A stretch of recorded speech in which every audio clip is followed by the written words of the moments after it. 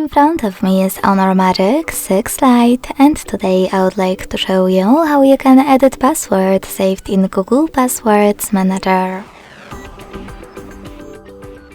Begin by opening Settings and scrolling down to access Google. Then click on All Services.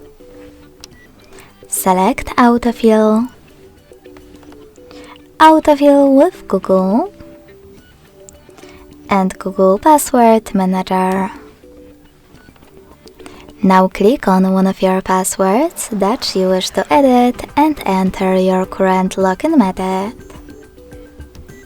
Then hit Edit button next to the delayed one and change wherever you want to.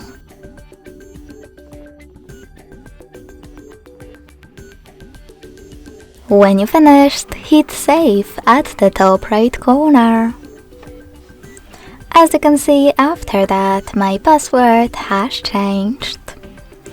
Thanks so much for watching. If you enjoyed this video, don't forget to leave a like, comment and subscribe.